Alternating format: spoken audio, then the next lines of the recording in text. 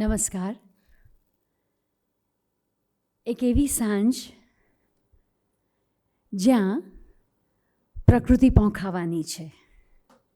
એક એવી સાંજ, એવી વિશેષ સાંજ જ્યાં નારીનો મહિમા થવાનો છે, અને એ પણ વિશ્વકોશના માધ્યમ દ્વારા.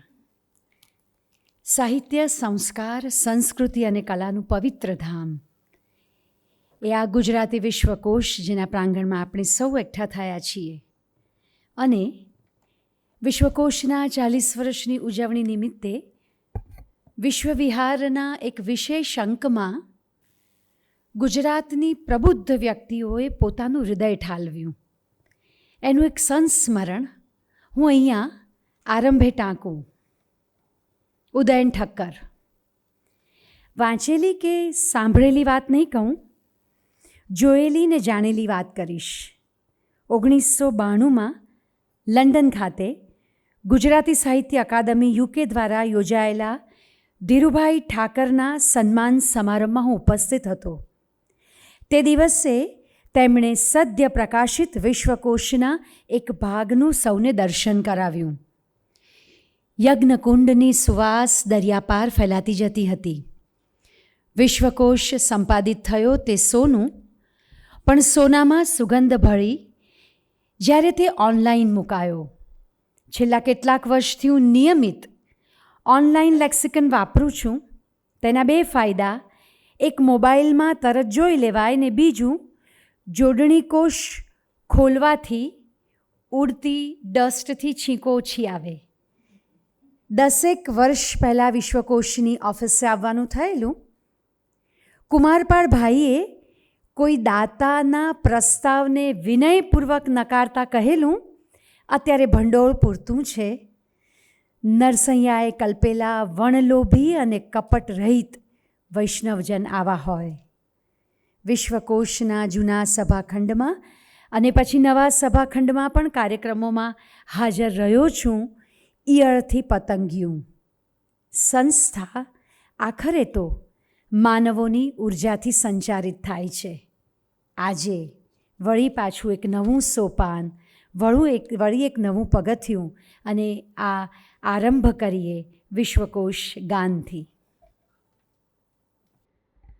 અહીં જ્ઞાન સૂર્ય સંચરે, આપણું ચિત્ત પ્રકાશિત કરે. અહીં જ્ઞાન યજ્ઞ સહુ કરે, ચિત્તનું વિશ્વ વિકાસિત કરે. શબ્દ પ્રકાશે, અર્થ ઉજાશે. શબ્દ પ્રકાશે, અર્થ ઉજાશે. તર્ક મર્મના સહજ વિકાસે. જ્ઞાનામૃત નિર્ઝરે, અર્ઘ્ય સૌ સત્યદેવને ધરે. ધન્ય ગુર્જરીની શુભ દ્રષ્ટિ, વિશ્વકોશની એવી સૃષ્ટિ. તમસ તાપ સંહરે, અંતરે સુખ સમજણનું ઠરે. રેવા જળશી શક્તિદાયિની, સત્ય સમુદા મુક્તિદાયિની. વિશ્વ વિહાર જ કરે, શીલ સત્વ સંહરે. ગુર્જરી વિશ્વરૂપને વરે. ગુર્જરી વિશ્વરૂપને વરે. ગુર્જરી વિશ્વરૂપને વરે. યા દેવી સર્વભૂતેષુ શક્તિરૂપેણ સંસ્થિતા. નમસ્તસ્यै નમસ્તસ્यै નમસ્તસ્यै નમો નમઃ. या देवी सर्वभूतेषु तुष्टिरूपेण संस्थिता नमस्तस्यै नमस्तस्यै नमस्तस्यै नमो नमः। या देवी सर्वभूतेषु बुद्धिरूपेण संस्थिता नमस्तस्यै नमस्तस्यै नमस्तस्यै नमो नमः। या देवी सर्वभूतेषु शान्तिरूपेण संस्थिता नमस्तस्यै नमस्तस्यै नमस्तस्यै नमो नमः।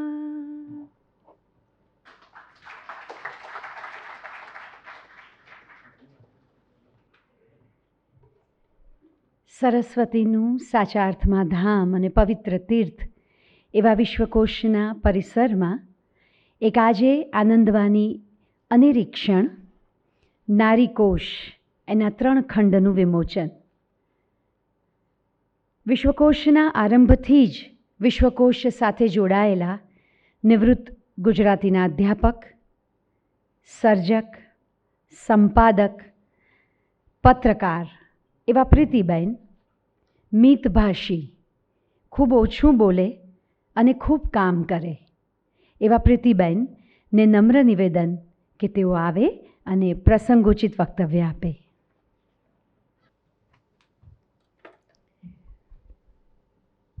આદરણીય રેનાનાબેન, જ્યોત્સનાબેન, ટીનાબેન અને બેલાબેન, દેવાંગીબેન,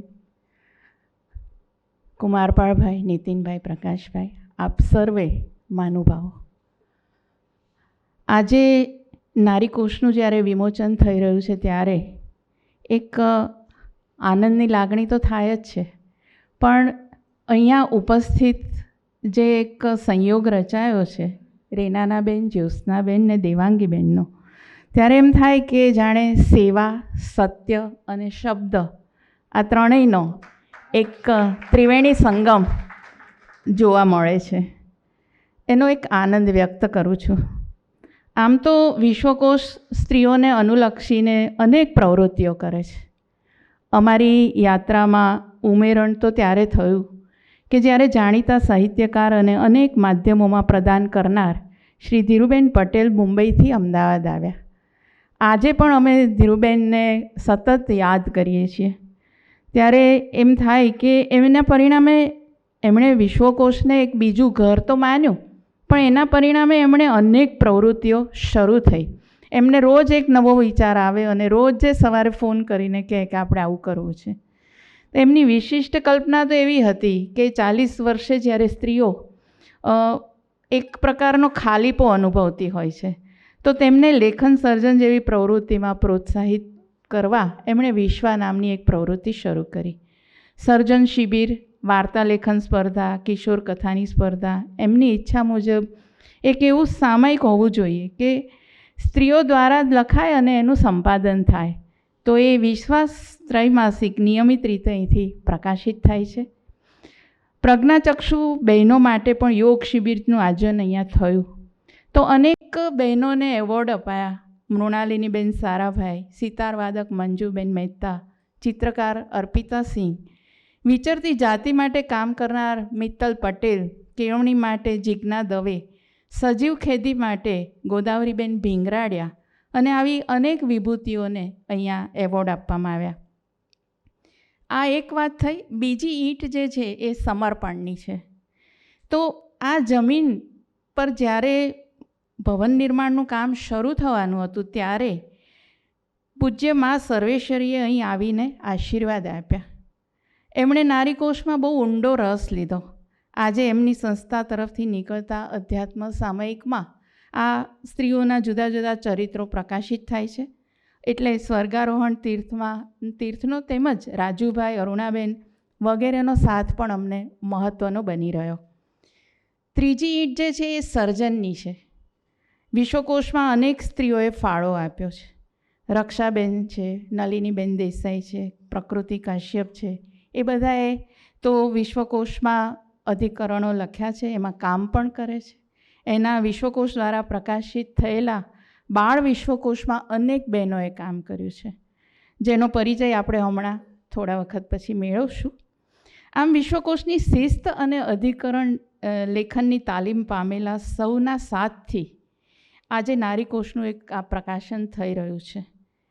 ટીના દોશી જે અહીંયા ઉપસ્થિત છે, એમણે તો બહુ મોટું કામ કર્યું છે. એમણે વેદથી મહાભારત સુધી સ્ત્રીઓની સ્થિતિ વિશે એક ભારતીય મહિલા કોશ કર્યો છે. ભારતની પ્રથમ નારીઓ વિશે હમણાં જ એમનું પુસ્તક પ્રકાશિત થયું. તો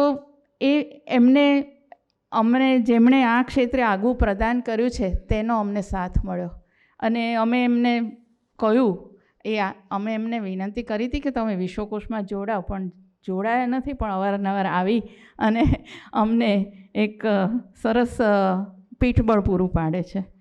એમને સમગ્ર અધિકરણોનું પરામર્શન કરી આપ્યું.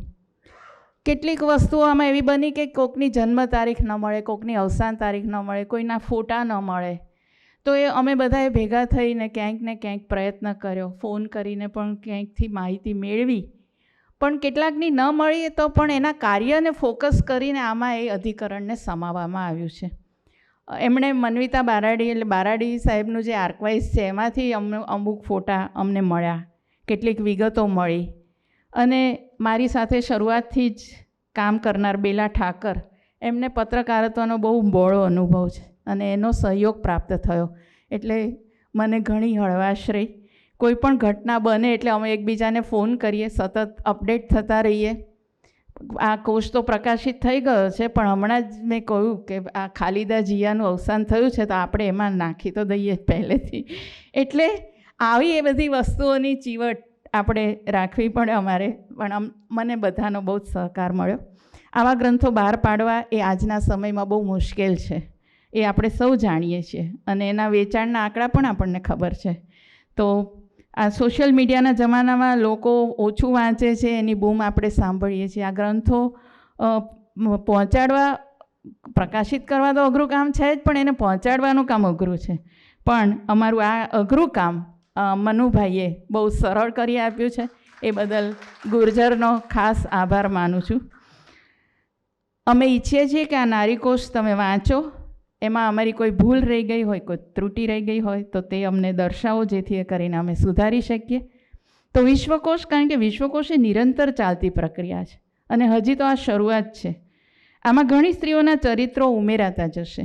ગુજરાતી ભાષામાં વિશ્વકોશ આપવાની કલ્પનાથી શરૂ થયેલી આ યાત્રા બાળ વિશ્વકોશ, સ્વાતંત્ર્ય સૈનિકોનો માહિતી કોશ, પરિભાષા કોશ, તબીબી વિજ્ઞાનની પરિભાષાનો કોશ, નાટ્યકોશ, અને આજે આ નારીકોશનું પ્રકાશન થઈ રહ્યું છે એનો આનંદ છે. અત્યારે નાટ્યકોશના 2 ભાગ બાકી છે, એનું કામ, સંતકોશનું કામ, ગ્રંથાલય વિજ્ઞાનના કોશનું કામ ચાલી રહ્યું. વર્તમાન યુગમાં સ્ત્રી વધારે જ્ઞાન પ્રાપ્તિ કરે, નવી ક્ષિતિજો જુએ, એવા કામ થાય, એ રીતે આ નારીકોશનું નિર્માણ થયું છે. આજે આ ત્રણેય વ્યક્તિઓ આપણને મળી છે. એમની દ્રઢતા, નિષ્ઠા અને કાર્યશીલતા આપણા સૌ માટે પ્રેરણારૂપ છે. આવતીકાલની નારીને આમાંથી પ્રેરણા મળે, પ્રગતિનું લક્ષ્ય મળે અને પરંપરાને સમજીને આગળ વધવાની ગતિ મળે, એવી આશા સાથે વિરમું છું.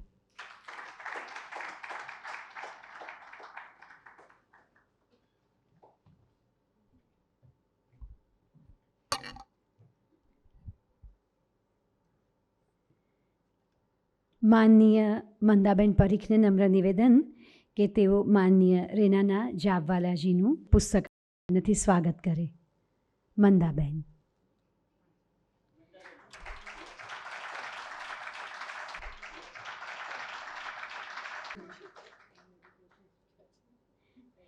માનનીય પ્રતીક્ષાબેન લહેરીને નમ્ર નિવેદન કે તેઓ માનનીય જ્યોત્સનાબેન યાજ્ઞિકનું સ્વાગત કરે.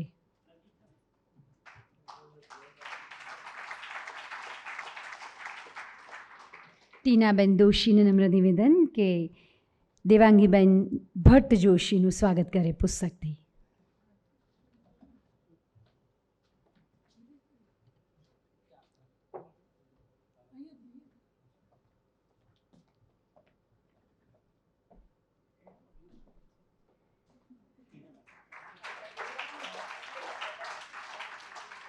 સર્જનાત્મકતાનો સંગમ.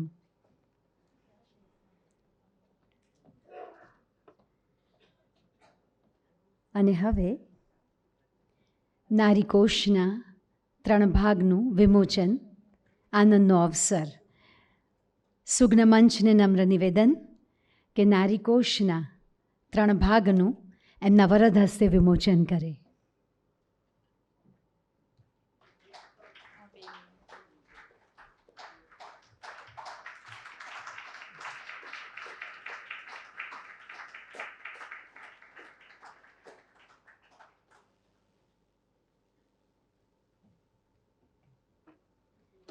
સુગ્ન મંચનો આભાર.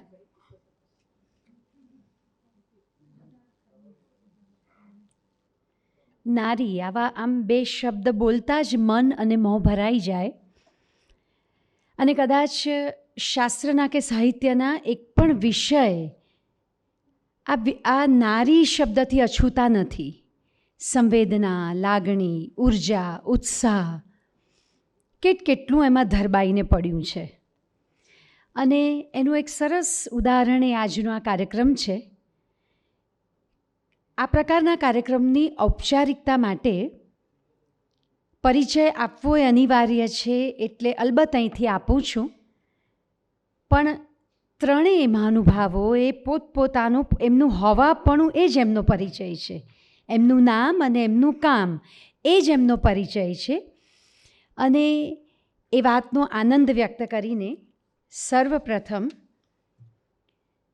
માનનીય રેનાનાજી જાબવાલા, સૌપ્રથમ તો વિશ્વકોશ પરિવાર અંગત રીતે એમનો આભાર માને છે. વિશેષ આભાર એટલા માટે માને છે કે થોડા કલાક પૂર્વે પરિવારમાં આવેલી એક મેડિકલ ઇમરજન્સી એને મનમાં ધરબીને અથવા એની સાથે જરા નિસ્બતથી કામ પાર પાડીને પણ એ અત્યારે અહીંયા આપણી સાથે છે. એના માટે વિશેષ આભાર માનીએ છીએ. પ્રસિદ્ધ સ્થપતિ પિતા સાયરસ જાબવાલા તથા સુખ્યાત સર્જક માતા રૂથ પ્રવર જાબવાલા, જેમની નવલકથા હીટ એન્ડ ડસ્ટ બુકર પ્રાઇઝથી પોંખાઈ, એ પરંપરાને આત્મસાત કરી હાર્વર્ડ યુનિવર્સિટીમાંથી અર્થશાસ્ત્ર વિષય સાથે MA કરી અમદાવાદમાં સેવાનો પર્યાય બન્યા.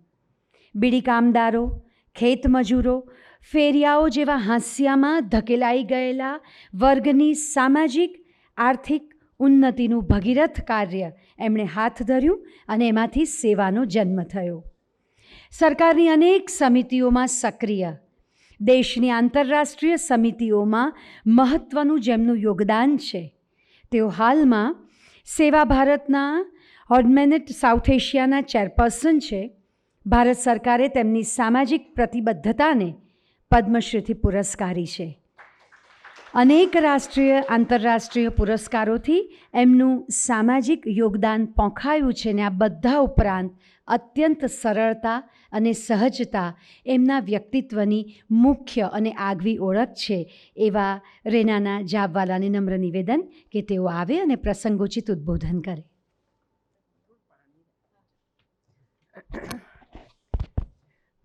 માન્ય કુમારપાલજી, પ્રીતિબેન, જ્યોત્સનાબેન, દિવ્યાંગીબેન, ટીનાબેન, બેલાબેન, પહેલે તો મારે કહેવું પડે કે મારી ગુજરાતી સારી નથી. મારા ફાધર આમ તો પારસી પરિવારમાં એમનો જન્મ થયો મુંબઈમાં, અને મારા મધર જર્મનીમાં જુએશ હતા અને પછી લગ્ન પછી ઇન્ડિયા આવ્યા અને દિલ્હી રહેતા હતા. એટલે મારો છેર દિલ્હીમાં થયો. અમારી ગુજરાતી આમ થોડી પારસી ગુજરાતી અમે શીખ્યા. મારી દાદા દાદી આવતા હતા, શીખવાડતા હતા, પણ બેસિકલી હિન્દી અને પછી ઓફકોર્સ ઇંગ્લિશનું એજ્યુકેશન થયું. પછી હું જ્યારે 78માં અહીંયા આવી ત્યારે મારી ગુજરાતી ઉપર ઈલાબેન હસતા હતા. તો પછી મેં કીધું કે બરાબર મારે શીખવું પડે. અને કદાચ મેં સ્વરૂપબેન ધ્રુવને ઓળખો, તો સ્વરૂપબેન ધ્રુવે જ મને ગુજરાતી શીખવાડ્યું. એટલે મારી ગુજરાતી એમની ગુજરાતી જેવી છે જ નહીં, પણ એટલીસ્ટ એ મારા ટીચર હતા. અને પછી તો મેં સૌથી પહેલે મુસ્લિમ બહેનો સાથે કામ કરી અને એમની ભાષા તો આણે કા જાણે કા એવું ભાષા. એના પછી વેચનાર બહેનો સાથે કામ કરી, એની ભાષા તો હવે હું ના કહું. એટલે પ્લીઝ ફોરગીવ મી, મારી ગુજરાતી એવી જ છે, એમાં થોડી હિન્દી આવી જશે, થોડી ઇંગ્લિશ આવી જશે. તો મને લાગે છે કે હું જો કહેવા માગું છું તે કદાચ બહાર બધાને સમજણ પડે. સૌથી પહેલે અભિનંદન વિશ્વકોશ ટ્રસ્ટને કે 40 વર્ષથી આ ઇન્સ્ટિટ્યુશન બનાવ્યું છે અને અત્યારે મને બધું બતાવ્યું, એટલે સો ઇમ્પ્રેસિવ. આ નારી વિશ્વકોશ મને ફર્સ્ટ સેકન્ડ વિભાગ મને મોકલી આપ્યું હતું અને મેં તો બહુ જ ઇન્ટરેસ્ટથી વાંચે. એટલે ઓબ્વિયસલી બધું જ નથી વાંચ્યું, લેકિન વચ્ચે વચ્ચે ઘણું બધું વાંચ્યું છે. અને 3 લાખ લોકો આ વિશ્વકોશનો ઉપયોગ કરે છે, તો એ તો બહુ જ ઇન્ટરેસ્ટિંગ વાત છે. એટલે વિશ્વકોશ વાંચીને પછી મને એમ વિચાર આવ્યો કે વિશ્વકોશનો ઉપયોગ શું હોઈ શકે. એટલે મને યાદ છે કે અમે નાના હતા ત્યારે, નાના એટલે 10-12 વર્ષના હતા ત્યારે મારા મમ્મી પપ્પાએ એક ચિલ્ડ્રન્સ એન્સાઇક્લોપીડિયા, મને લાગે છે 12 વિભાગ હતા એમાં, એ અમને આપેલું. એટલે મને યાદ છે કે અમે બહુ જ ઇન્ટરેસ્ટથી વાંચતા હતા. એટલે કોઈ દિવસ એક લઈ લઈએ, કોઈ દિવસ બીજી લઈ લઈએ, એમાં જ્ઞાન પણ વધે અને ઇન્ટરેસ્ટ પણ આવે. એટલે લોકો એવી રીતે વાંચતા જ હશે. અને હવે ઓનલાઈન થઈ ગયું છે એટલે ઓનલાઈન તો બધા વાંચે જ છે. પછી આ નારી કોશ મેં વાંચવાનું ચાલુ કર્યું તો એટલા ઇન્ટરેસ્ટિંગ હકીકતો મને જાણવા મળ્યા. એટલે શરૂઆતમાં જ એક બેનનો છે અક્કાઈ પદ્મશાળી કરીને, જે પુરુષના શરીરમાં એમનો જન્મ થયો પણ એમનો જીવ સ્ત્રીનો હતો. એટલે એ વૈશ્યા બન્યા અને વૈશ્યાપનમાંથી નીકળીને સુપ્રીમ કોર્ટમાં ગયા અને સુપ્રીમ કોર્ટમાં કેસ જીત્યા.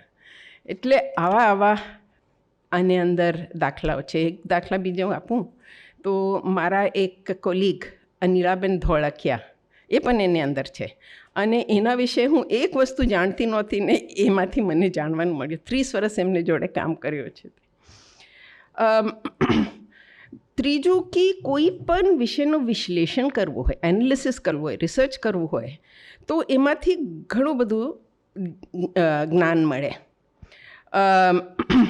દાખલા તરીકે મારા મિત્ર હવે છે નહીં, અચ્યુતભાઈ યાજ્ઞિક, જે સોશિયોલોજીના નિષ્ણાત હતા, એ કહેતા હતા કે છેલ્લા 100 વર્ષમાં most successful movement is women's movement. એટલે મેં કીધું કે હવે જો ના વિમેન્સ મૂવમેન્ટ ક્યાં સક્સેસફુલ છે, કે ના તમે જોજો most successful movement is women's movement. અને આ નારીકોશમાંથી એ બહાર આવે છે. એટલે હું યાદ કરું છું કે મહિલાઓને એજ્યુકેશન નહીં આપવાનું.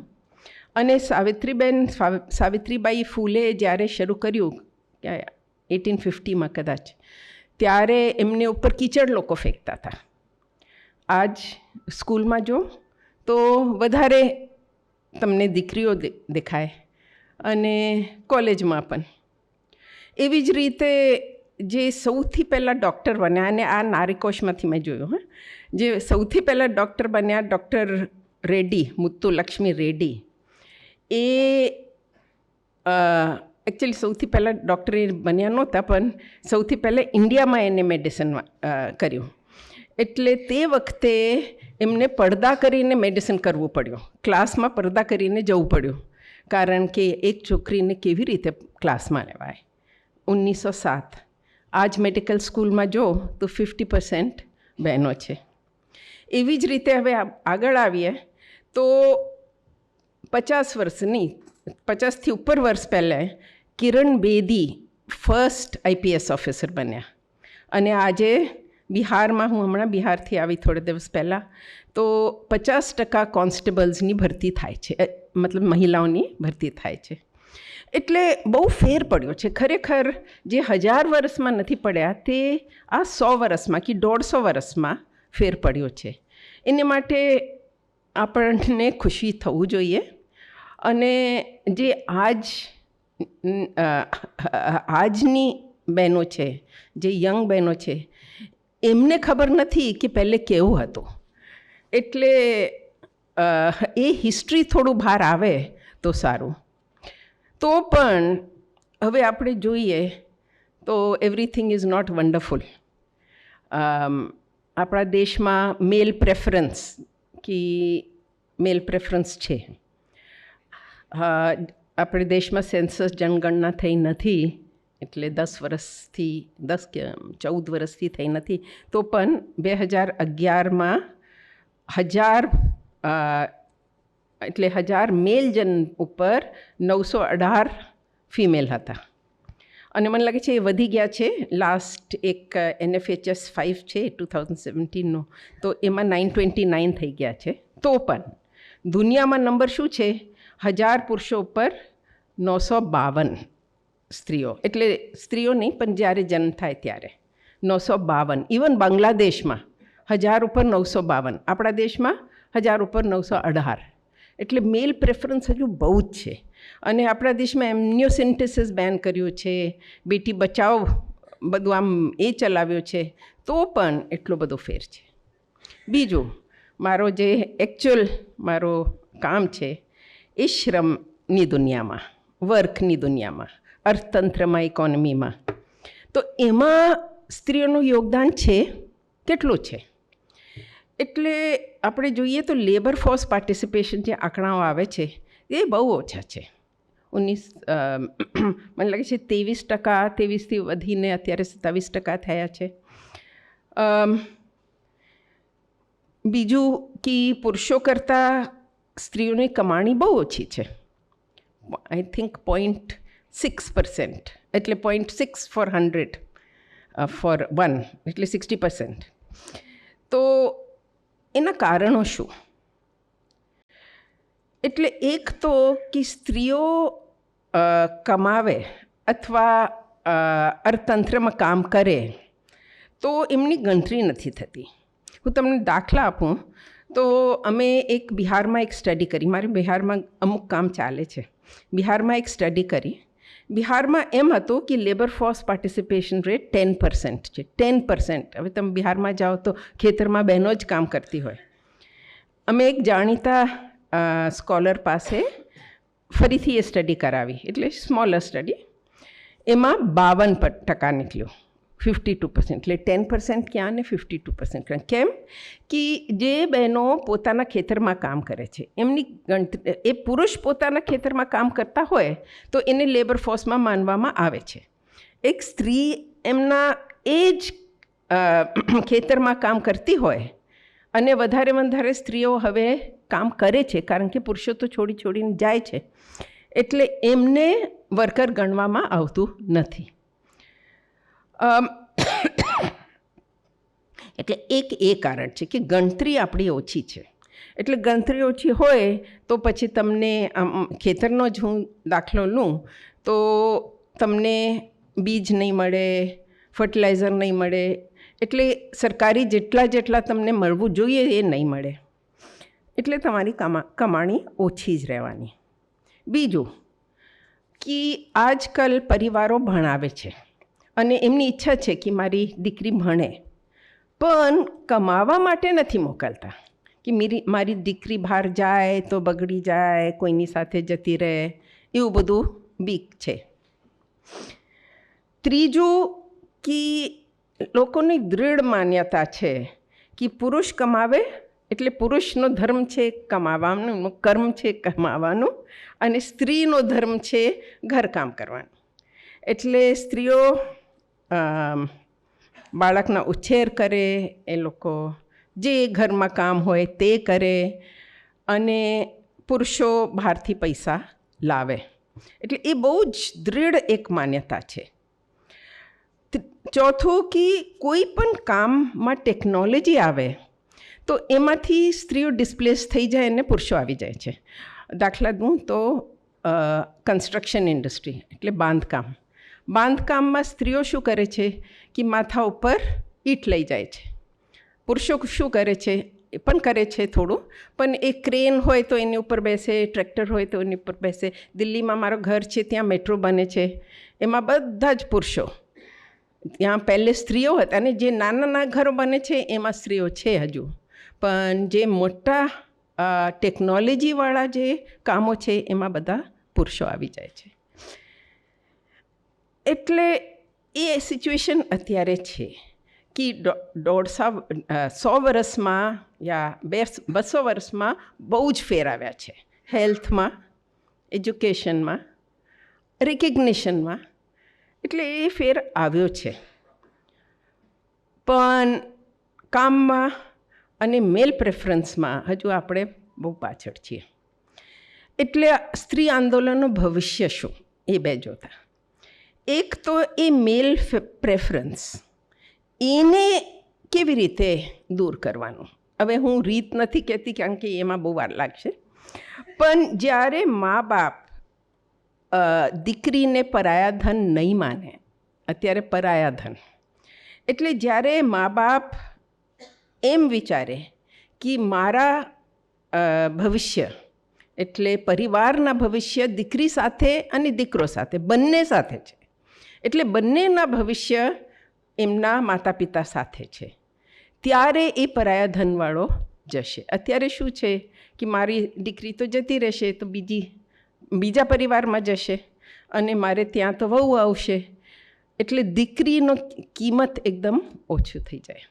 ને કિંમત પણ ઓછું થઈ જાય ને હવે તો ડાઉરી એટલું બધું વધી ગયું છે કે શું કહેવાય. એટલે એક એ છે, એ ચેન્જ આવશે. કેવી રીતે આવે? મને લાગે છે થોડું થોડું તો આવે છે, કારણ કે દીકરીઓને હવે અમુક લીગલ રાઇટ્સ આપ્યા છે, લેન્ડના રાઇટ્સ આપ્યા છે. દીકરીઓ, અને તમે જુઓ તો પહેલે દીકરીઓ જતી રહે એટલે પછી કોમ્યુનિકેશન બહુ જ મુશ્કેલ. હવે તો વિડીયો છે, આપણો ઝૂમ છે, બધું જ છે, વોટ્સએપ છે. કદાચ છેલ્લે આવતા 10 વર્ષમાં ફેર આસ્તે આસ્તે શરૂ થઈ જશે. બીજું, કામના તકો, કામની ઓપોર્ચ્યુનિટીઝ એ સમાન નથી, ઇક્વલ નથી. અને એનો કારણ જે મેં અત્યારે કીધું, એક મંતવ્યનો વિચાર, માઇન્ડસેટ, એ માઇન્ડસેટ બદલવાની બહુ જરૂર છે. એ અમુક કન્ટ્રીઝમાં થોડા બદલાયા છે, પણ આપણે ત્યાં સાચું કહું તો બિલકુલ બદલાયા નથી. એટલે પુરુષોને, સોરી હા હું પુરુષો ઉપર કહું છું, પણ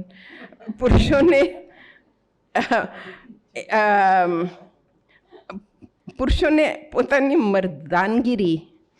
મર્દાનગી કહેવાય નહીં, પુરુષાર્થ, એ મેનહુડ, એ એમના કામ સાથે, એમની કમાઈ સાથે લિંક્ડ છે. અને એવી રીતે શીખવાડવામાં આવે છે, એવી રીતે ઉછેર હોય છે. એ ઘરકામ કરે તો એમને એમ લાગે કે એમના મારાથી બોલાતું જ એમના પુરુષાર્થ ઉપર ઠેસ પડ્યો છે. અને એમના ઘરની સ્ત્રી બહાર કમાવા જાય તો એમને લાગે કે હું થોડું ઓછું થઈ ગયો છું. એટલે એ વિચાર જ્યારે બદલશે, અને એ વિચાર બદલવાનું બહુ જ જરૂર છે, કારણ કે ઘરમાં બંનેનો યોગદાન હોઈ શકે. આપણે ઇકોનોમીમાં બંનેનો યોગદાન હોઈ શકે.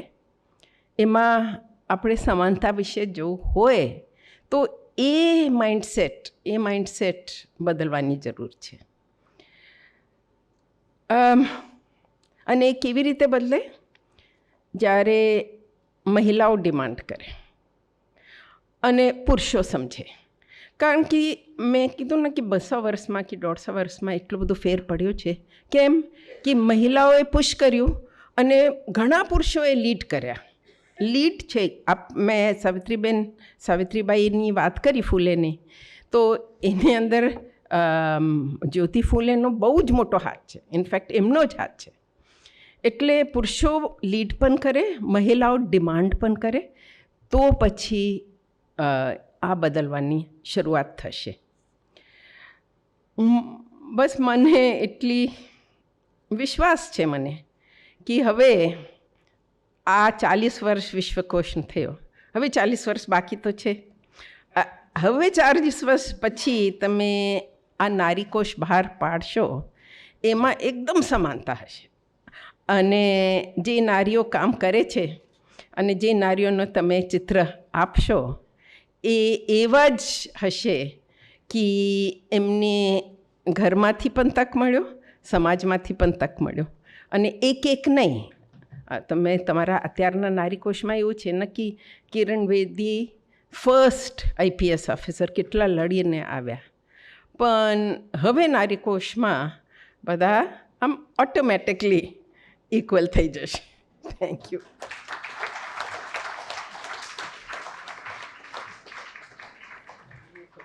આરંભે પ્રીતિબેને કહ્યું એમ કે આજનું મંચ એ સત્યમ શિવમ અને સુંદરમનો એક સંગમ છે, અને એ પોતાના કાર્યથી અથવા પોતાની પ્રતિબદ્ધતાથી એ સ્વયં સ્પષ્ટ છે.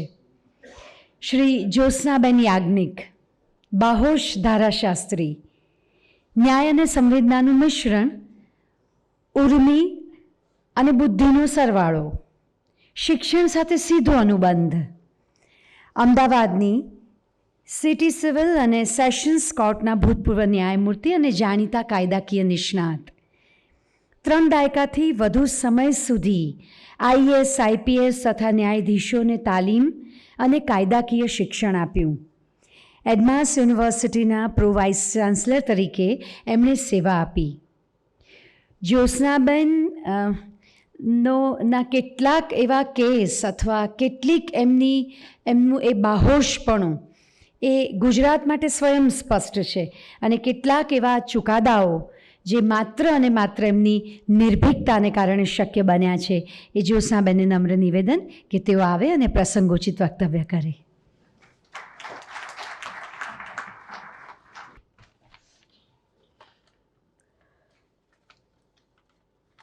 આદરણીય પદ્મશ્રી રેનાનાબેન, પદ્મશ્રી માનનીય ડૉક્ટર કુમાર પાળભાઈ, હરિભાઈ, સુભાષભાઈ, દીપ્તિબેન, અને આ બાજુ પ્રીતિબેન, જેમને હું તો ઘણા વર્ષોથી ઓળખું છું, એમને યાદ છે કે નહીં ખબર નહીં, અને દેવાંગીબેન, ટીનાબેન અને બેલાબેન.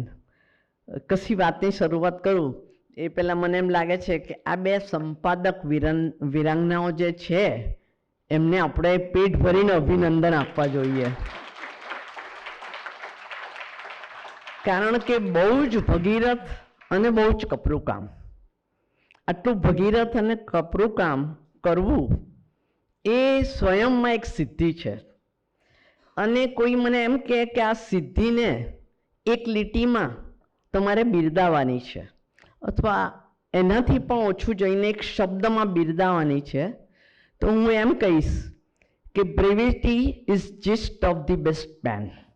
અને આ બંને બહેનોએ જે સમાવિષ્ટતાથી, જે ઇન્ક્લુઝિવનેસથી, જે બ્રેવિટીથી દરેક વ્યક્તિના ચરિત્રને, એમના વ્યક્તિત્વને જે બહુમાન કર્યું છે, એ તમે એક વખત આ નારીકોશ વાંચવાનું શરૂ કરો તો 99% ઉઠવાનું મન ના થાય. મને તો નહોતું થયું, અને પછી આંખો દુખવા માંડી ત્યારે એમ થયું થોડી વાર આંટો મારીને પછી બીજો ગ્રંથ જોઈ લીધો, અને ત્રીજા ગ્રંથ માટે બહુ ક્યુરિયોસિટી હતી, એટલે હું સહેજ વહેલી આવી અને સામે લાઇબ્રેરીમાં જઈને એ ગ્રંથ પણ ખાસ કરીને ઇન્ડેક્સ જોઈ લીધી.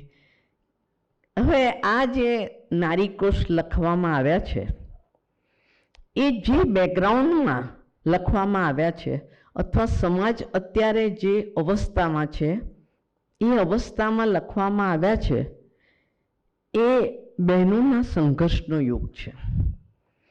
એમ કહીએ તો ચાલે कि निर्बल की लड़ाई बलवान से ये कहानी है दिए की और तूफान की. खूब संघर्ष. એવી કોઈ સ્ત્રી નથી કે જેની સફળતાની સાથે સાથે સંઘર્ષ ના હોય, જેને કંઈ એમ જ હાથમાં આવીને મળ્યું હોય. હાલમાં જોઈએ તો ઘણા બધા કાયદાઓમાં સુધારા છે, ઘણી બધી યોજનાઓ છે, મહિલા હેલ્પલાઇનો છે, બાળક માટેની હેલ્પલાઇનો છે, ઘણું બધું છે. પણ ભારતે સીડોમાં સહી કરી, convention of elimination of discrimination of all forms against women, CEDAW, એમાં સહી કરી. એ જે લિમિટેશન સાથે સહી કરી એ સ્વયં બતાવે છે કે સરકારે આ લિમિટેશન સાથે સહી કરી જે તે સમયે એ મેન ઓરિએન્ટેડ સોસાયટીના પ્રબળ વાઇસીસનું પ્રભુત્વ. એ કર્યા પછી શું આપણે કાયદાઓની સ્થિતિ, કાયદાના અમલની સ્થિતિ, કાયદાની અસરોની સ્થિતિ સુધારી શક્યા છીએ? મારો ડોક્ટરેટનો વિષય એ જ હતો કે એડમિનિસ્ટ્રેશન ઓફ સીડો થઈ શક્યું છે, અને મેં મારો જવાબ નકારમાં આપ્યો છે. તે વખતે જેટલું સાચું હતું એટલું જ એ આજે સાચું છે.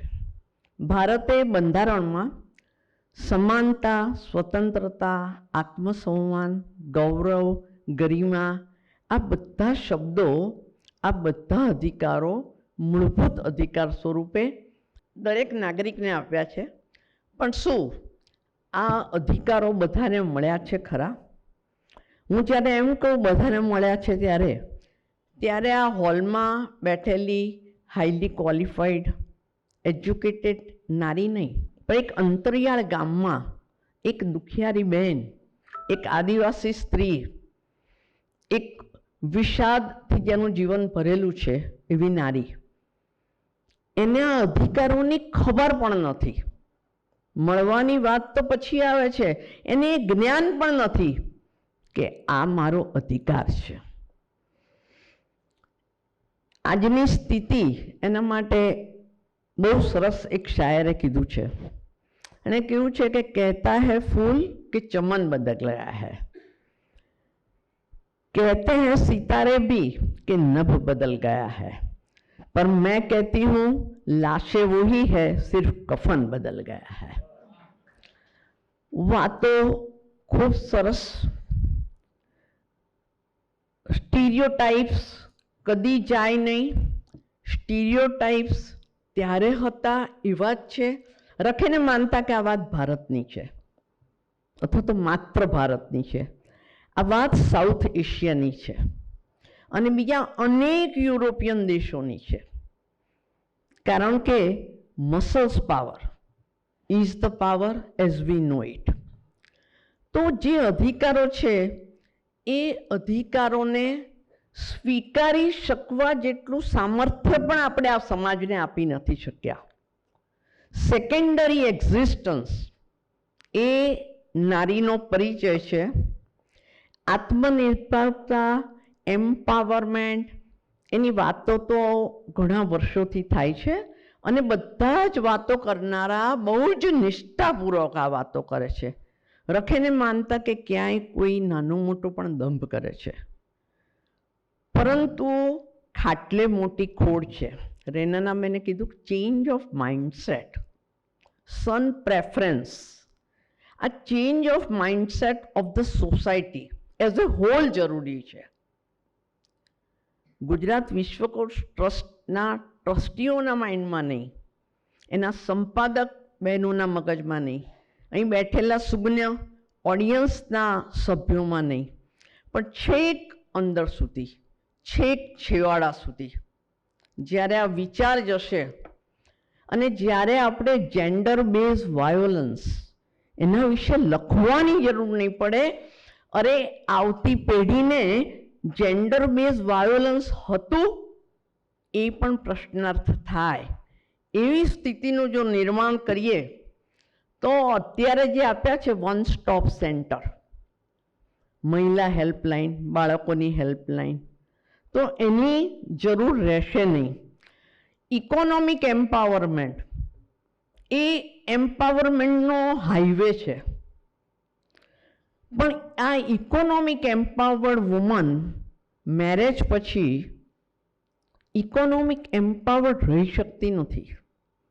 અને જો રહે તો એનું જે બેંક એકાઉન્ટ હોય એમાં હસબન્ડ જોઈન્ટ એકાઉન્ટી થઈ જાય. ઘણા કિસ્સાઓમાં તો ઓપરેટ જ એ કરે, અને એવું માનતા નહીં કે આ હું ક્યાંકથી વાંચેલી વાત કહું છું. ન્યાયાધીશ તરીકેના મારા કાર્યકાળમાં નારીઓના વિષાદ, અપમાન, ભેદભાવ, જુદાગ્રો, સેકન્ડરી એક્ઝિસ્ટન્સ, વારંવાર ગૌરવને હણવાની વાત એ સતત મેં જોઈ છે. નારી પર થતા સેક્સ્યુઅલ ઓફેન્સીસ ઘણા બધા છે. ડોમેસ્ટિક વાયોલન્સ 92% છે, પણ રેકોર્ડ પર આવતું નથી. કારણ કે જે સ્ત્રી રેકોર્ડ પર આવે એનું લગ્ન જીવન ભંગારના આણે આવીને ઊભું રહે. આપણે અધિકાર આપ્યા કે દીકરી અને દીકરાને મિલકતમાં સમાન અધિકાર, મા બાપની મિલકતમાં. પણ જો બેન એ અધિકાર લેવા જાય તો રક્ષાબંધનમાં જવાનું ખોવે. એટલે એણે ચૂઝ કરવું પડે કે રક્ષાબંધન, દિવાળીમાં મારા સાસરે સારું દેખાય એવું કરવું કે આ ખેતરનો ટુકડો લેવા જવું. તો આ બેમાંથી ચૂઝ કરતા અનેક રિવાજોના પ્રેશરમાં દબાયેલી સ્ત્રી છેવટે એમ જ નક્કી કરે કે જવા દો ને, ત્યાં જવા મળે ક્યાં? જ્યાં જન્મ લીધો, જ્યાં જીવનના 25 વર્ષ, 30 વર્ષ, 20 વર્ષ, 18 વર્ષ કાઢ્યા, જેની દિવાલના એક એક અણુઓમાં પિતાનું વાત્સલ્ય છે, જ્યાંની એક એક રજમાં માની મમતા છે. એ યાદો જોવા વર્ષમાં 2 વાર પણ મળે એવું સૌભાગ્ય ક્યાંથી? તો સ્ત્રી એ સૌભાગ્યને વધારે પસંદગી આપે છે. સુપ્રીમ કોર્ટે કીધું કે મહિલાઓને મંદિરમાં પ્રવેશ કરવાનો. કયું મંદિર એ અગત્યનું નથી, આ સુજ્ઞ વર્ગ છે એ જાણે જ છે. પણ આજના જમાનામાં સુપ્રીમ કોર્ટે કહેવું પડે કે મંદિરમાં મહિલા જઈ શકશે, એનાથી તો વધારે કયો ગૌરવનું હનન હોઈ શકે? આજના જમાનામાં એવું કહેવું પડે કે સમલૈંગિક સંબંધો એ રાઇટ ઓફ પ્રાઇવસી સાથે જોડાયેલા છે, મૂળભૂત અધિકારો સાથે જોડાયા છે. વ્યભિચારની ફરિયાદ માત્ર હસબન્ડ જ કરી શકે, અને વાઈફે તો એ ચૂપચાપ, પતિ વ્યભિચાર કરે તો જોયા કરવાનું. એટ ધી મોસ્ટ ન્યાય વ્યવસ્થાને દયા આવે તો એને છૂટાછેડા મંજૂર કરી શકે, એટલે છૂટાછેડાનું ગ્રાઉન્ડ જ. પણ પતિ તો ક્રિમિનલ ફરિયાદ પણ કરી શકે ને છૂટાછેડા પણ માંગી શકે. સુપ્રીમ કોર્ટે કહેવું પડ્યું 2025માં કે નહીં, આ નહીં ચાલે, આ ગેરબંધારણીય છે. સુપ્રીમ કોર્ટ, હાઈકોર્ટ વારંવાર મહિલાઓનું ગૌરવ વિશે અવારનવાર કહેવું પડે છે. આજે અવારનવાર કહેવું પડે છે, અને જે સેક્સ રેશિયોની હમણે વાત કરી, કોઈક જગ્યાએ 922, કોઈક જગ્યાએ 919, એક તબક્કે એક રાજ્યમાં તો 819 સુધી ગયેલું છે. એ સ્વયં બતાવે છે કે આ કુદરતી નથી. તો આજે PCPNDT એક્ટ આપણે લાયા, પ્રી કન્સેપ્શન, જન્મ પહેલાં લિંગને જાણવું, એ એક્ટ તો લઈ આવ્યા, સારો છે વાંચીએ તો. પણ અમે એને એમ કહીએ છીએ કે it is a tiger without teeth. એની પાસે એવી કોઈ વ્યવસ્થા જ નથી. હવે એક નક્કી કર્યું કે દરેક જગ્યાએ લખી કાઢવાનું કે અહીંયા આવું પરીક્ષણ થતું નથી. એટલે ઉપરથી કોઈને ખબર ના હોય કે આવી લેબોરેટરીમાં પરીક્ષણે થાય, એ એને ખબર પડે, એટલે એને મન થાય. એક કેસમાં એવું જોયેલું કે ડૉક્ટરે કાચની કેબિન રાખેલી, બહાર રિસેપ્શનિસ્ટ બેઠા હોય, અને આમ કરે એટલે દીકરો, અને આમ કરે એટલે દીકરી. એટલે બહારથી રિસેપ્શનિસ્ટ કહી દે PCPNDT એક્ટના તો ધજાગરા ડાઉરી પ્રોહિબિશન એક્ટ લઈ આવ્યા, ઉદ્દેશ્ય ખૂબ સારો, પણ અમલ ઘણો જ પુઅર. એનું કારણ એક જ છે કે અમલ જેણે કરવાનો છે એ સમાજની ઈચ્છા ઓછી છે, અને સમાજની પ્રબળ ઈચ્છા એ જ કોઈ પણ કાયદાના સક્સેસનું એકમાત્ર કારણ હોઈ શકે. કોઈ કાયદો એવી રીતે સક્સેસ ના થાય કે કાયદો બનાવનારા સમાજના માથે એને ઠોપી બેસાડે. સમાજમાંથી માંગ ઊભી થાય, નીડ ઊભી થાય, અને નીડ બેઝ ઉપર જ્યારે કાયદો બને ત્યારે એ કાયદો સફળ જાય. બહુ વર્ષો પહેલાં કહ્યું કે ભાઈ હેલ્મેટ પહેરવી ફરજિયાત છે, પણ હેલ્મેટ પહેરવા સામે જ વાંધો હતો, ના પહેરાય. કેમ કે સમાજ એના માટે તૈયાર નહોતો. એટલે આપણે કાયદાઓ આપી દઈએ છીએ, પણ સમાજને એના માટે તૈયાર કરવો બહુ જરૂરી છે. એમ કીધું કે સતીનાબૂદી પ્રથા આપી, વિધવા વિવાહની વાત રાજા રામમોહન રાયના સમયથી ચાલે કરી, પણ છતાં આજે કોઈ ગામમાં કોઈ વિધવા જો ભૂલમાં લગ્ન કરે અથવા કરશે એવી સંભાવના પેદા થાય તો એની કેવી દુર્દશા છે એ અનેકવાર છાપવામાં આવે છે. આજની તારીખમાં સ્ત્રીઓને ડાકણ ડિક્લેર કરવામાં આવે છે, અને કરતી વખતે ઠરાવ થાય છે ગ્રામ પંચાયતમાં, લેખિત ઠરાવ થાય છે, અને કોઈને શરમ નથી કે આવો ઠરાવ ના થઈ શકે. ખેપ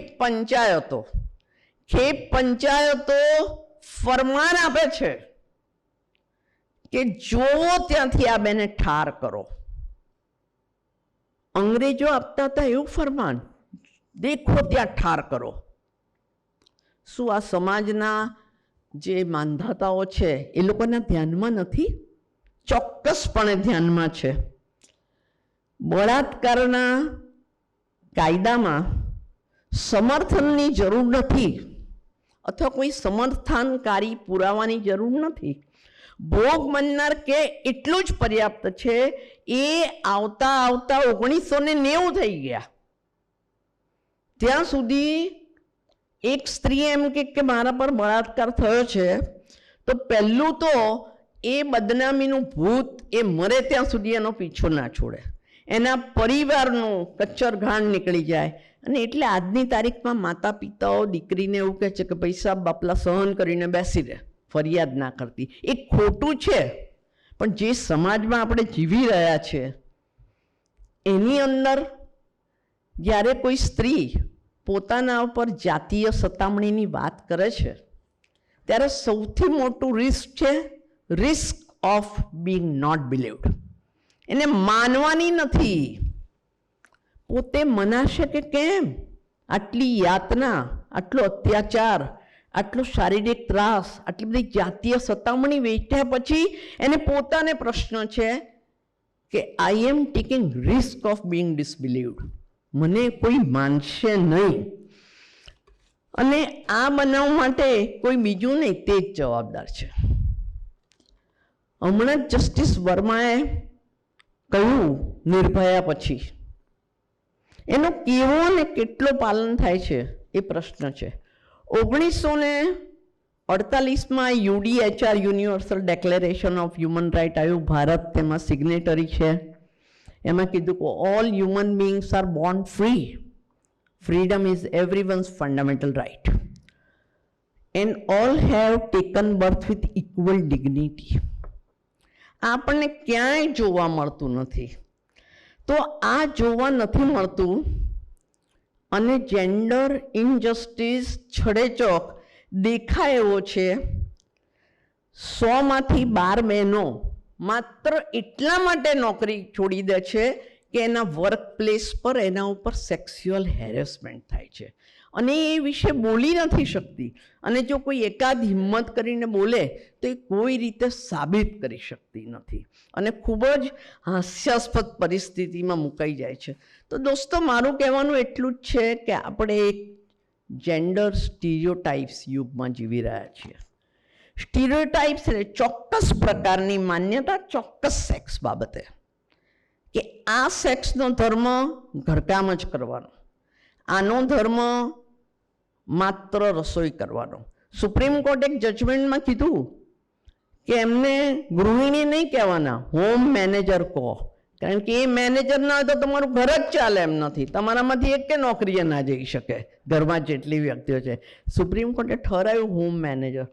પણ આજે પણ તમે કોઈ સરકારી ઓફિસમાં જશો મિલકત રજીસ્ટર કરાવવા, મારે પણ બન્યું છે, એ તમે પહોંચો, સ્ત્રી છો એટલે ગૃહિણી લખી જ કાઢે, ગૃહિણી લખી જ કાઢે. કેટલીક સ્ત્રીઓએ પિયરનું નામ અને મેરેજ પછીનું નામ એ બે લખાવાના પસંદ કર્યા છે, અને એ અધિકાર છે સ્ત્રીનો.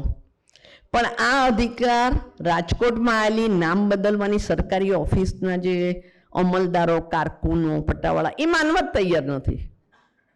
પેલી અટક આવે કેવી રીતે કે છે લગ્ન પછી? એટલે અસ્તિત્વની લડાઈ છે. હવે આ બધી વાત હું એટલા માટે કહું છું કે આ બધા બેકગ્રાઉન્ડની અંદર આ નારીકોશ ગુજરાત વિશ્વકોશ ટ્રસ્ટ દ્વારા સંપાદિત થાય, લખાય, એ અત્યંત પ્રશંસાની વાત છે. જ્યારે હજી લોકો મહિલાનું અસ્તિત્વ પણ ગરિમાપૂર્ણ રીતે એને મળવું જોઈએ તે ગૌરવથી સ્વીકારતા નથી, ત્યારે કોઈ સંસ્થાને એવો વિચાર આવે કે 1025 નારીઓના જીવન વિશે, એમના ચરિત્ર વિશે આટલું સુંદર રીતે સંપાદન કરીને, આટલું ટૂંકાણમાં, આટલું ઇન્ક્લુઝિવલી લખવું અને એને સંપાદન કરવું, એની માહિતી મેળવવી, કેટલા પડકારોનો સામનો આ લોકોએ કર્યો હશે એ હું કલ્પના કરી શકું છું. કારણ કે આ એટલું બધું મોટું કામ છે. કોઈકનું વાંચતી હતી હું, મેં વાંચ્યું કે ભાઈ આ તો આધુનિક સમયનું તીર્થસ્થાન છે. જ્યારે મેં 2 ગ્રંથો વાંચી લીધા અને હાથીની અંબાડીએ ગ્રંથને મૂકીને ફેરવેલા પાટણના રાજાની જેમ એ વાંચ્યું, ત્યારે મને એમ થયું કે મને કીધું છે તો પ્રતીક્ષાબેન લહેરીએ, પણ આ એક સૌભાગ્ય હતું. કારણ કે આવી પ્રતિષ્ઠિત સંસ્થા એમ કે આવજો, તો એ ઘણી મોટી વાત છે. અને વાત કરવાની મજા આવે એવા લોકો બેઠા હોય અને રિવાજો સામે બુલંદ અવાજ કરવાનો હોય, ત્યારે વાત કરવાની એક જુદી જ મજા છે. એ મજાનો આનંદ મેં લીધો.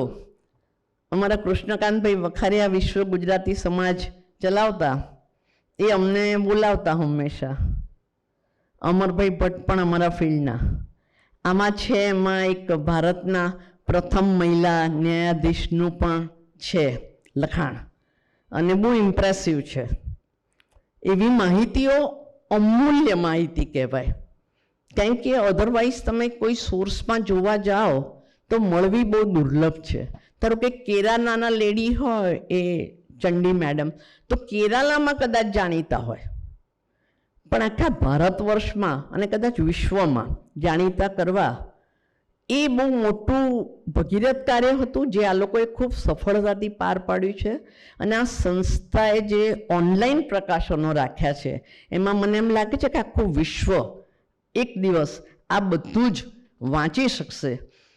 હવે જે નારીઓની પ્રતિભા લીધી છે એના ઉદાહરણોની ચર્ચા કરવા માટે સમય થોડો ઓછો પડે, પણ એટલું કહી શકું ચોક્કસપણે કે એક એક ચરિત્ર ખૂબ પ્રોત્સાહક છે. અને બધા કરતાં મહત્ત્વની તમામ સત્ય ઘટનાઓ. એક નવલકથા વાંચો ત્યારે તમે કલ્પનાની પાંખ ઉપર વિહંગાવલોકન કરો, પણ આ તો સત્ય ઘટના, સત્ય સંઘર્ષો, સાચી કહાની અને ખૂબ રિલાયબલ સોર્સમાંથી. એ નારીના વિકાસનો 1825નો આવો ઇતિહાસ ઉપલબ્ધ કરાવવો કે જ્યારે જન્મ, મરણ ને લગ્ન એની નોંધણી કાયદા અનુસાર ફરજિયાત નહોતી, અને માટે અવસાન તારીખ મેળવવી, જન્મ તારીખ મેળવવી, જન્મ સ્થળ મેળવવું એ અત્યંત દુર્લભ, ઘણું જ અઘરું. કારણ કે આજે તો કાયદો એવો છે કે આ નોંધણી ફરજિયાત છે, પણ એ વખતે એવો નહોતો. એટલે આ જે માહિતી એકત્ર કરી છે એ ખૂબ પ્રશંસાને પાત્ર છે. આજના વિમોચન સમારોહમાં આવીને મને અત્યંત આનંદ થાય છે, અત્યંત ગૌરવની લાગણી થાય છે. કુમારપાળભાઈ દેસાઈ અને અમારા એક સીસી મહેતા સાહેબ બંને ડૉક્ટરેટ, અને હું ગુજરાત હાઈકોર્ટમાં મેમ્બર સેક્રેટરી હતી લીગલ સર્વિસીસ ઓથોરિટીની. ત્યારે અમારી એક મિટિંગમાં ચર્ચા થઈ કે 100 દિવસ ઉજવવો છે તો કોને બોલાવવા વક્તા તરીકે. તો અમારા એક હાઈકોર્ટ જજના વાઈફ મને કહે કે જો મેડમ તમે આ બેને બોલાવો ને તો હું તમારી આભારી થઈશ, કારણ કે હું એ બેની બહુ મોટી પ્રશંસક છું. પછી અમે રિક્વેસ્ટ કરીને એ લોકો આવ્યા અને આજે પણ હાઈકોર્ટમાં એના ફોટાઓ અને જે કાર્યવાહી થઈ એ સુરક્ષિત છે. તો આ ઝિયા મોદીનું જે એમાં લખાણ છે, એમણે એક પુસ્તક લખ્યું છે 10 Important Judgments Which Has Changed India. એટલું અદ્ભુત ને સુંદર છે.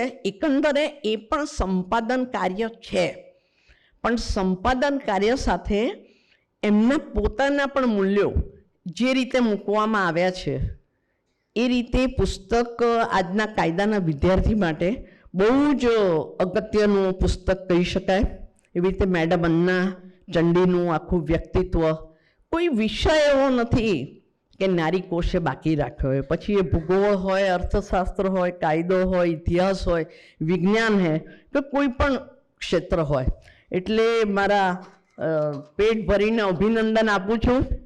અને એ લોકો ખરેખર બહુ જ પ્રશંસનીય કાર્ય કરી શક્યા છે. મને એમ લાગે છે કે આ ત્રીજા ગ્રંથ પછી પણ જે ગ્રંથો આવશે એ ગ્રંથો સમાજમાં ચેન્જ ઓફ માઇન્ડસેટ કરવા માટે સક્ષમ થશે જ, એ નિર્વિવાદ છે. શૈક્ષણિક સંસ્થાઓનું પણ આ ગુજરાત વિશ્વકોશ સાથે જે જોડાણ છે એ જોડાણ એવું બતાવે છે કે શિક્ષણ સાથે આ સંસ્થા ખૂબ નજીક છે. અને માટે શિક્ષણ થકી આજના યુવાનોમાં નારી માટેની સંવેદના, નારીને સાક્ષર કરવાની વૃત્તિ, નારીને સમર્થ અને સક્ષમ કરવાની વાત આવશે. એ બાબતે અત્યંત શ્રદ્ધા વિશ્વાસ સાથે વિરમું છું. वो सुबह कभी तो आएगी, वो सुबह का इंतजार कर. આપ સૌનો ખૂબ ખૂબ આભાર. Thank you so much.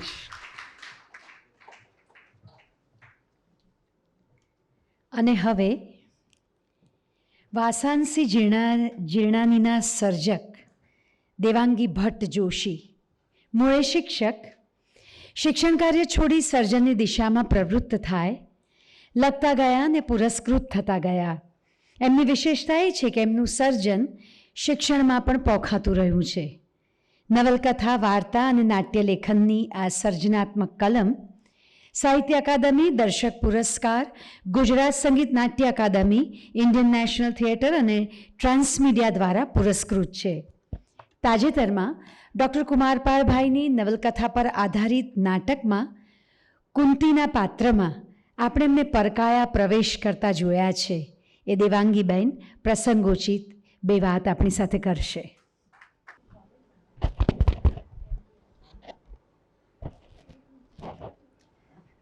નમસ્તે. મંચસ્થ અને પ્રત્યક્ષ સૌ સુજ્ઞજનોને પ્રણામ. રેનાનાબેન, જ્યોત્સનાબેન, Tinaben, Belaben, Pritiben, it is an absolute privilege and pleasure to share stage with you. Kumarpal Desai sir, thank you so much for making me part of this event. થોડાક સમય પહેલાં, થોડા વર્ષો પહેલાં, 5 કે 6 વર્ષ પહેલાં મારા એક નજીકના સ્વજન એવા એક મહિલાનું મરણ થયું. હવે મરણ પછી 12મા ને 13માના દિવસે જે સરવણી અને પિંડદાનની પ્રક્રિયા હોય છે તો એની પૂજા રાખવામાં આવેલી. તો અમે બધા કુટુંબીજનો ભેગા થઈ અને હોલમાં બેઠેલા અને પૂજા ચાલતી હતી. પછી પુરોહિતે કહ્યું કે ભાઈ તમારું ગોત્ર કયું? એટલે બધા ત્યાં જે બેઠા હતા એમણે કહ્યું કે અમારું ગોત્ર આ. પછી જેમ પૂજા આગળ ચાલી તો કે પિતાનું નામ બોલો, પિતાના પિતાનું નામ બોલો, એમના પિતાનું નામ બોલો, કેમ કે પિંડદાનની વિધિમાં પિતૃઓનું આહ્વાન થાય છે. એટલે એમનું નામ પૂછાઈ રહ્યું હતું. તો બધા જેટલા લોકો બેઠા હતા એક પછી એક સવાઈલાલ નાગરદાસ બેચરજી રણછોડલાલ બોલતા ગયા અને પાછા ખુશ થતાં વાતો કરતા હતા કે વંશવૃક્ષ યાદ રહે એટલા માટે 7 પેઢીના નામ તો સંતાનોને શીખવવા જોઈએ. પછી જે મહિલા ગુજરી ગયેલા એમના સાસુનું નામ પૂછાયું. કયું બધાએ? પછી સાસુનું. હવે કોઈને ખબર નહોતી કે નામ શું છે. એટલે 1 મિનિટ માટે બધા વિચારમાં પડ્યા. પણ પંડિતજી એક્સપર્ટ હતા. એમણે કહ્યું કંઈ વાંધો નહીં, બધી જગ્યાએ આમ જ હોય છે. માતા મહીનું નામ કોઈને થોડી ખબર હોય, એટલે આપણે કહીએ છીએ ગંગા જમના સરસ્વતી. ભારતની જે નદીઓ છે એના નામે તર્પણ કરવાનું એ માતાઓને પહોંચી ગયું. હું ત્યારે ત્યાં બેઠી એમ મારા મનમાં એવો વિચાર આવતો હતો કે આ જે હોલ છે એની ભીતોને સાફ રાખવા માટે હજી થોડાક દાયકા પહેલાં એ મહિલાઓએ ઘણું કામ કર્યું હશે. પેલી અભરાઈ પર જે તાંબા પિત્તળના બેડા ચમકે છે ને એને આંબલીને લીંબુથી ઘસ્યા હશે. અહીં જે લોકો બેઠા છે એનો હાથ પકડી અને કોઈકને સ્કૂલ લઈ ગયા હશે, પહેલા દિવસે હિંચકા નાખ્યા હશે. પણ આજે થોડાક જ દાયકા પછી ગોત્ર ગૌરવ અકબંધ છે, વંશવૃક્ષ અકબંધ છે, પણ એ વંશવૃક્ષની કેટલીક શાખાઓ કાળ નદીમાં અદૃશ્ય થઈ ગઈ છે, જાણે એનું અસ્તિત્વ જ નહોતું કોઈ દિવસ. And that's so sad. Women have tendency to remain invisible. એનું કારણ મને ખબર નથી.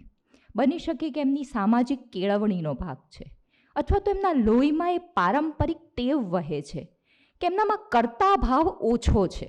અને આ ગુણ છે કર્તા ભાવનો અહંકાર ન હોવો. પણ એક બિંદુ પછી દરેક ગુણ અવગુણ બની જતો હોય છે. ગુણની અતિ એ અવગુણ હોય છે અને પેઢીઓની સુજ્ઞતા હંમેશા શોષણને જન્મ આપે છે.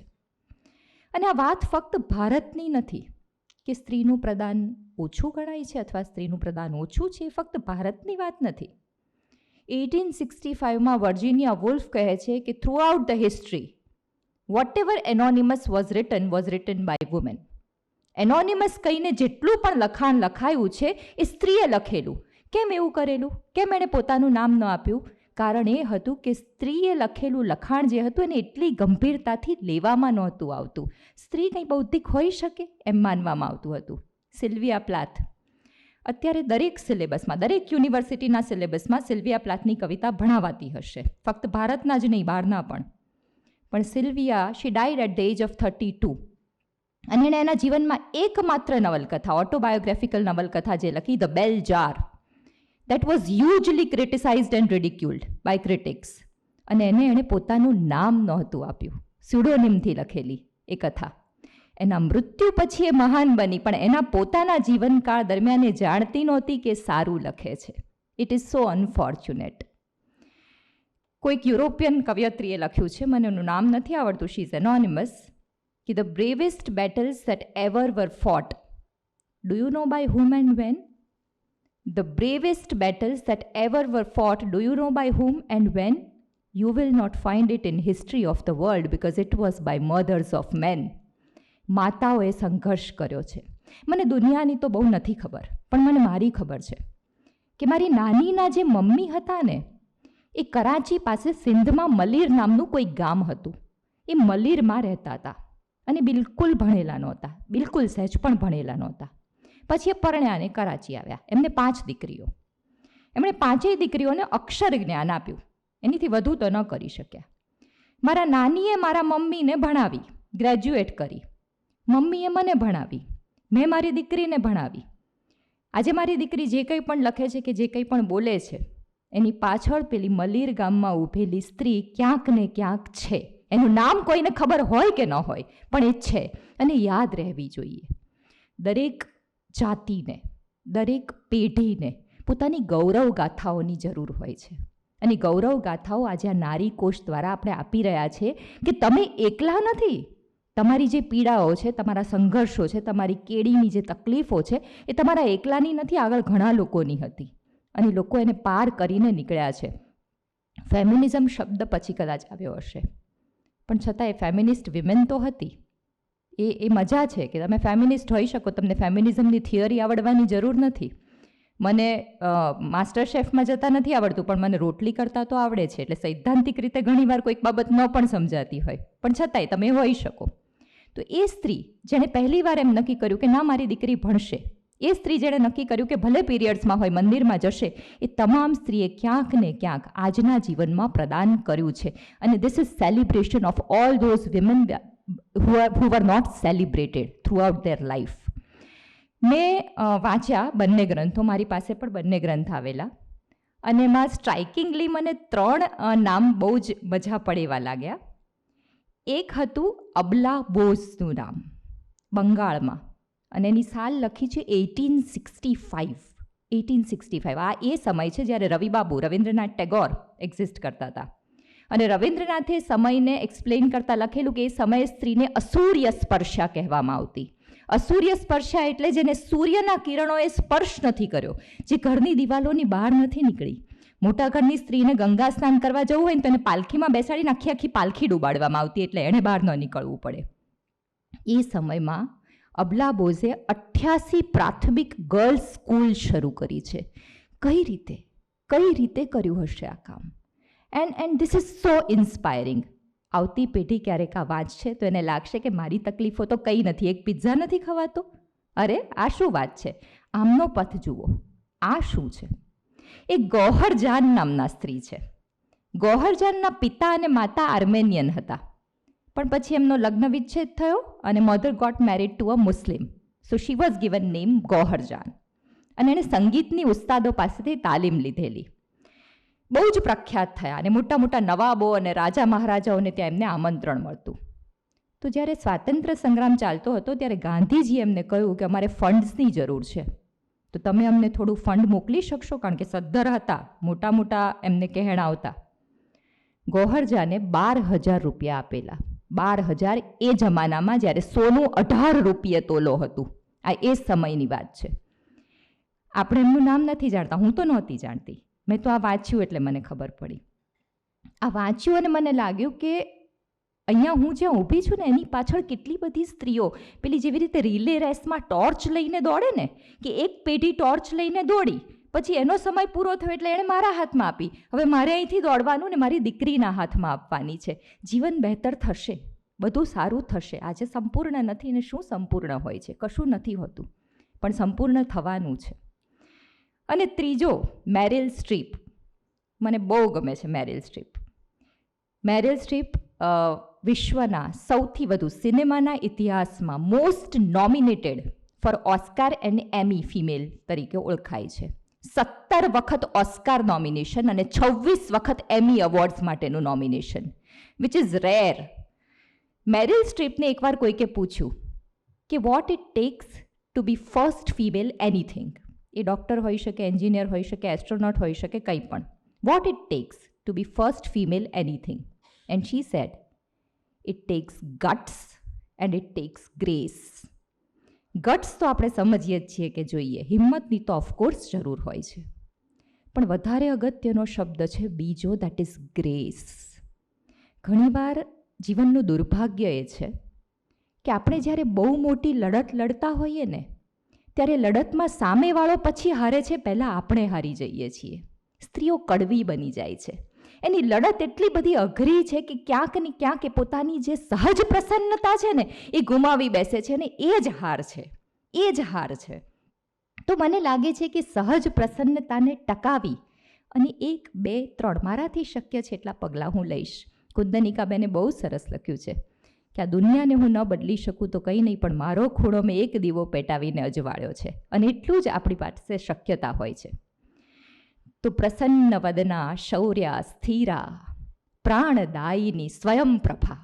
પ્રસન્ન વદના શૌર્યા સ્થિરા પ્રાણદાયિની સ્વયં પ્રભાનું જે લાલિત્ય છે એ આપણે સૌ ટકાવી રાખીએ, અને એની સાથે સાથે પેઢી દર પેઢી આ નારી કોષમાં જે સ્ત્રીઓ છે એમની ટોર્ચ લઈને આગળ વધી શકીએ એવી આકાંક્ષા સાથે. Thank you so much. નમસ્તે.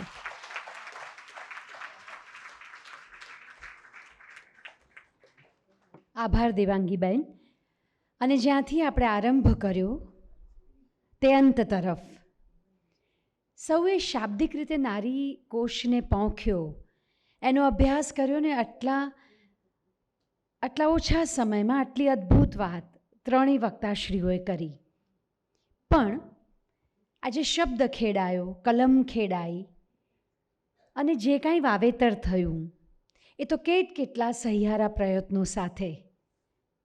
રાજેન્દ્રભાઈ યાદ આવે કે લો શબ્દોની પાંખ સજી લો, કાળ સોંતું ઉડીએ, જાતે જ સર્જી જાળ છે તો જાળ સોંતું ઉડીએ.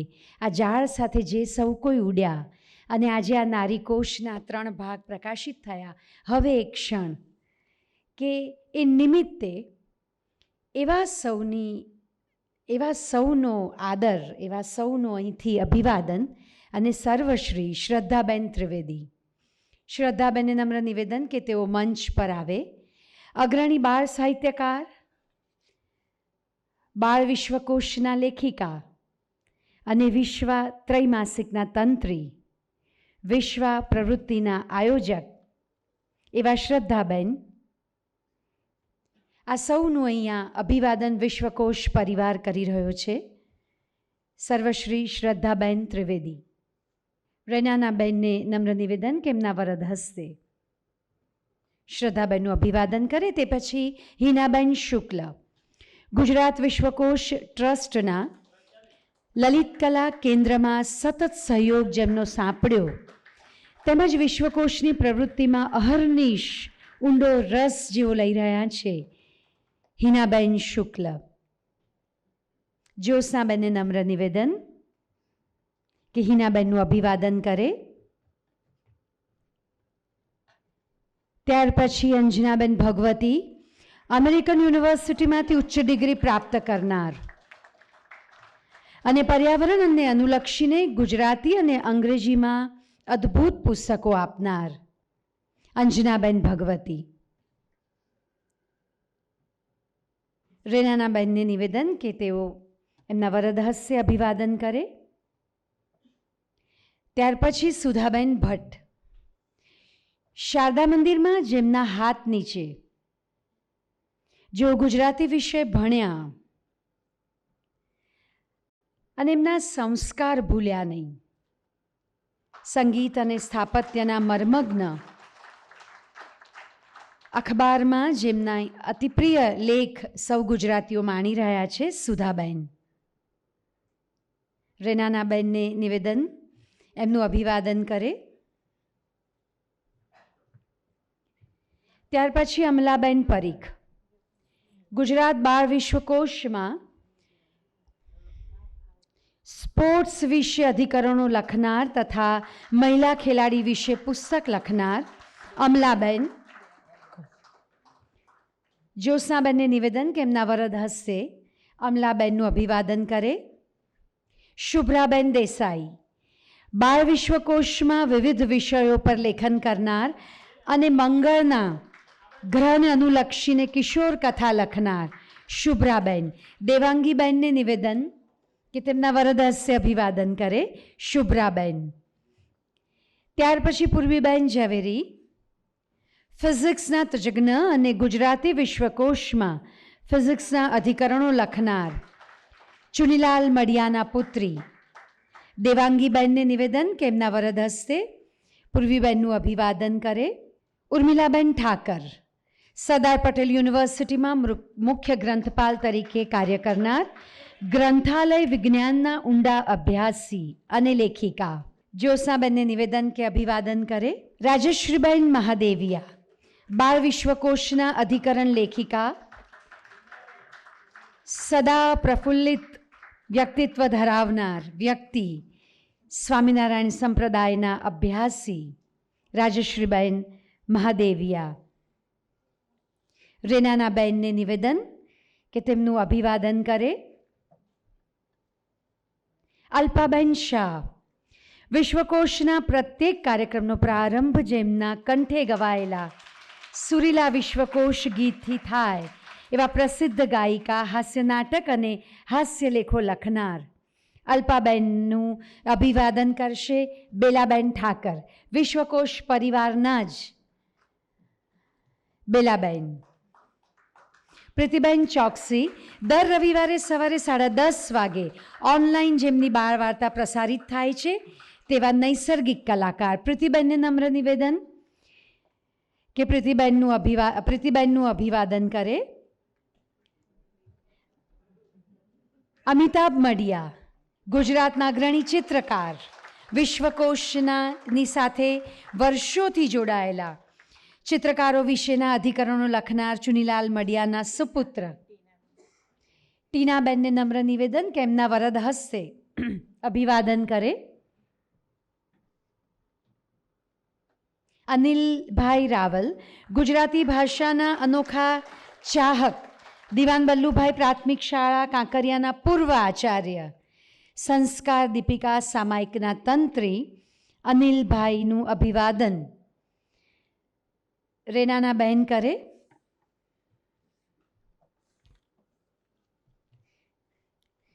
મંચ પર આસીન સૌનો આભાર માનીએ છીએ.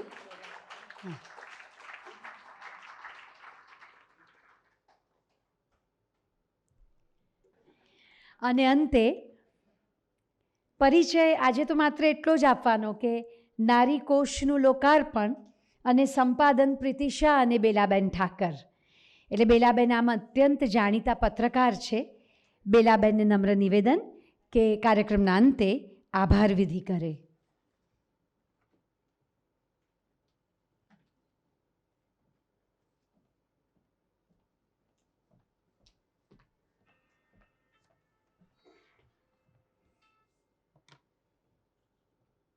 મંચ પર ઉપસ્થિત પરમ આદરણીય, પરમ સુજ્ઞ અને પરમ પ્રેરણાના સ્ત્રોત સમાન તમામ મહિલાઓ તથા અત્રે પધારેલ આપ સૌ માનવંતા મહેમાનો, નારી કોષની તૈયારી ઘણા વર્ષોથી તો નહીં કહું પણ 3 વર્ષથી ચાલતી હતી. કોરોના પછીનો સમય હતો અને કુમારપાળભાઈ જેઓ મારા સર છે ને હું હંમેશા એમને સર તરીકે સંબોધું છું, સરનો ફોન આવ્યો કે પેલા તને ગમતું એક કામ છે. હું એમને મળવા ગઈ અને એમણે કહ્યું કે ગ્રંથની વિગતો, માહિતી, અધિકરણો તૈયાર છે અને આપણે એનું સંપાદન કરવાનું છે, તો તું આમાં જોડાય.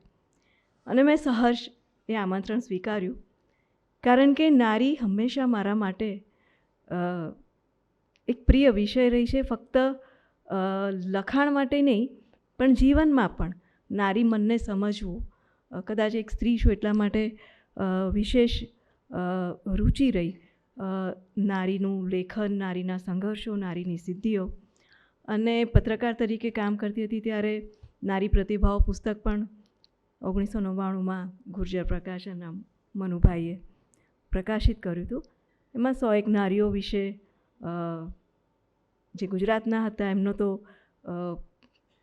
રૂબરૂ ઇન્ટરવ્યૂ કરીને ગ્રંથ પ્રકાશિત કર્યો. અને ત્યારથી નારીઓના જીવનમાં, નારીઓના સંઘર્ષમાં, નારીઓની સિદ્ધિઓમાં ખૂબ રસ પડવા માંડ્યો. સરે કહ્યું એટલે કામ તો આરંભ્યું પ્રીતિબેનના માર્ગદર્શન અને સતત સહકારથી.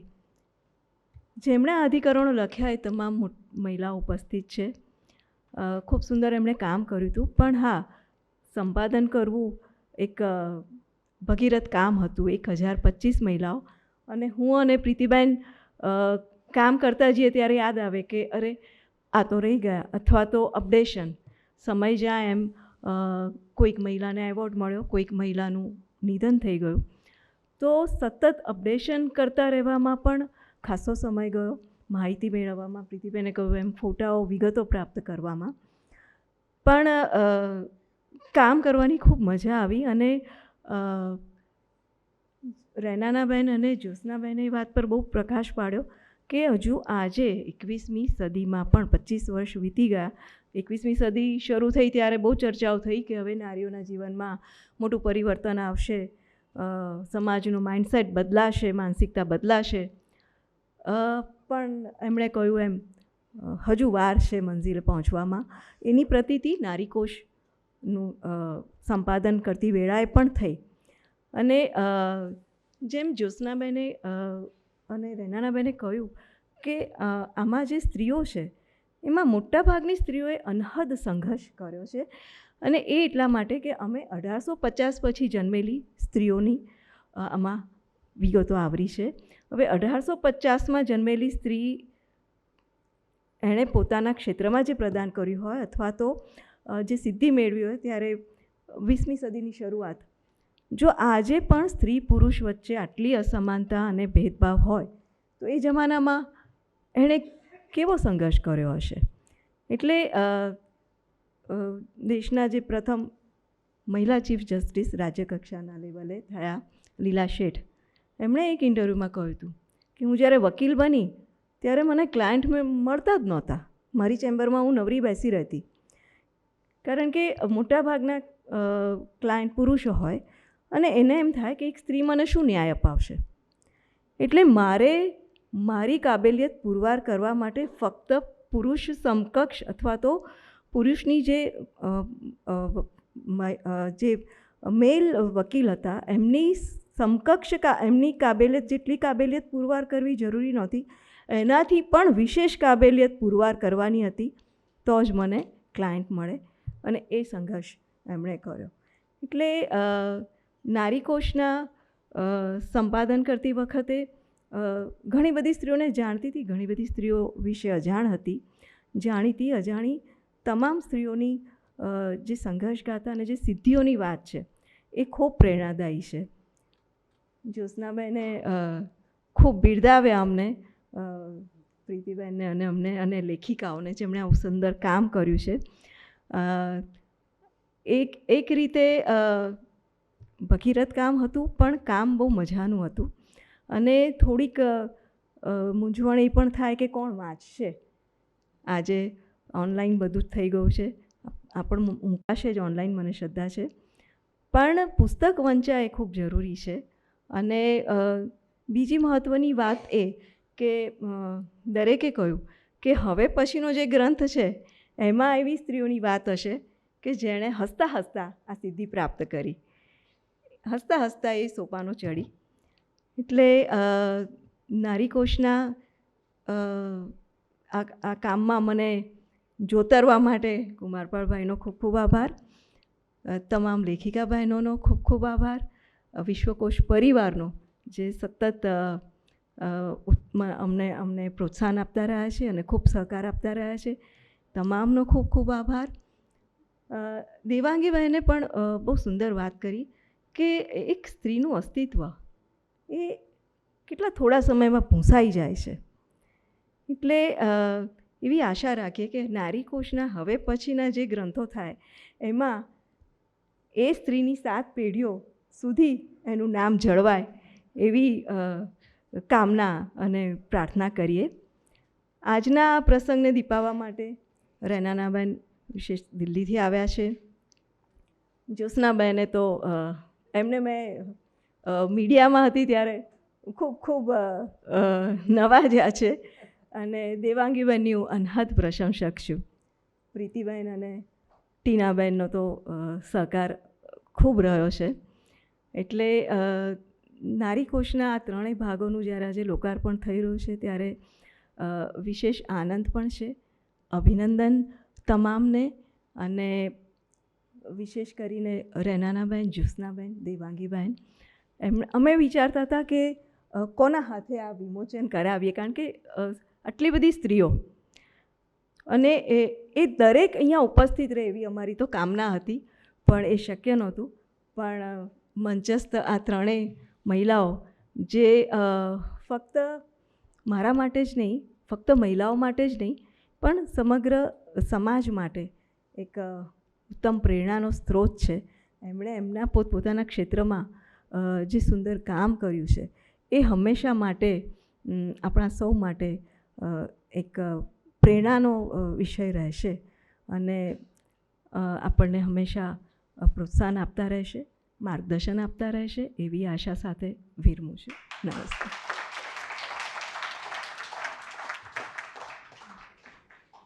આ સાથે આ કાર્યક્રમને પૂર્ણ જાહેર કરીએ છીએ. આપ સૌનો પુનઃ આભાર.